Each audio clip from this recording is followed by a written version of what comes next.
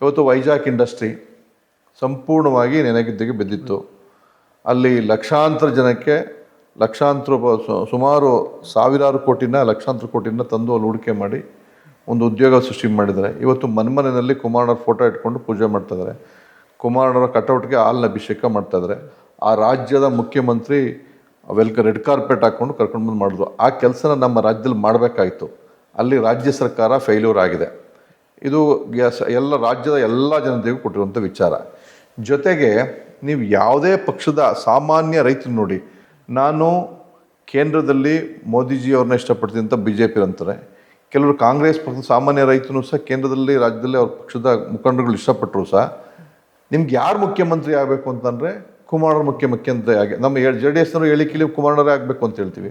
ಸಾಮಾನ್ಯ ರೈತರು ಸಹ ಇವತ್ತು ಕುಮಾರಣ್ಣವರ ರೈತಪರ ಕಾರ್ಯ ಮಾಡಬೇಕಂದ್ರೆ, ರೈತರು ಉದ್ಧಾರ ಆಗಬೇಕು ಅಂತಂದರೆ, ರೈತರು ಆತ್ಮಹತ್ಯೆಯಿಂದ ಹೊರಗಡೆ ಬರಬೇಕು ಅಂತಂದರೆ, ರೈತರಿಗೆ ಕನಿಷ್ಠ ಜೀವನಕ್ಕೆ ತೊಂದರೆ ಆಗ್ದಂಗೆ ಇರಬೇಕು ಅಂದರೆ ಕುಮಾರಣ್ಣವ್ರು ಮುಖ್ಯಮಂತ್ರಿ ಆಗಬೇಕು ಅನ್ನೋದು ಸ್ಪಷ್ಟವಾದ ಸಂದೇಶ.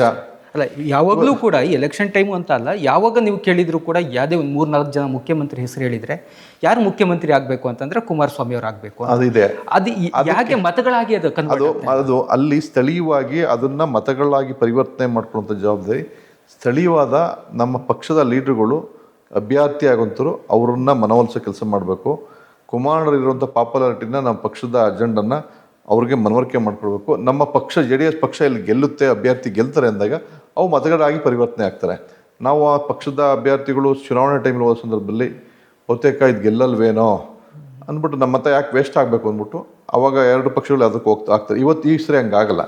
ಇವತ್ತು ಎರಡೂ ಪಕ್ಷಗಳು ಮೈತ್ರಿಯಾಗಿ ಚುನಾವಣೆ ಎದುರಿಸ್ತಾ ಇರೋದ್ರಿಂದ ಬಹುತೇಕ ಕೊಟ್ಟಂಥ ಏನು ನಮ್ಮ JDS ಪಕ್ಷ ಸ್ಥಾನ ಹೊಂದಾಣಿಕೆಯಲ್ಲಿ ತೊಗೊತಾರೆ ಅದರಲ್ಲಿ 1-2 ಸೀಟ್ ಬಿಟ್ಟರೆ ಬಹುತೇಕ ಎಲ್ಲರೂ ಸಹ ಗೆಲ್ಲುವಂಥ ಅಭ್ಯರ್ಥಿಗಳನ್ನೇ ಆಯ್ಕೆ ಮಾಡ್ತಾರೆ.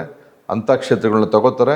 ಕನಿಷ್ಠ ಪಕ್ಷ 65-70 ಸೀಟು ಇವತ್ತು JDS MLAಗಳು ಅಸೆಂಬ್ಲಿ ಪ್ರವೇಶ ಮಾಡ್ತೇವೆ 28ಕ್ಕೆ ಅನ್ನೋ ಮಾತನ್ನು ಈ ಘಂಟಾಘೋಷವಾಗಿ ಹೇಳ್ತೀವಿ. ಜೊತೆಗೆ ಇವತ್ತು ನಮ್ಮ ಪಕ್ಷದ ಯುವ ಸಾರಥಿ ನಿಖಿಲಣ್ಣವರು ಸುಮಾರು 74-75 ಕ್ಷೇತ್ರಗಳಿಗೆ ಹೋಗಿ ಜನರೊಂದಿಗೆ ಜನತಾದಳ ಕಾರ್ಯಕ್ರಮ, ಆ ಸ್ಲೋಗನ್ ನಿಮಗೆ ಗೊತ್ತಿದೆ.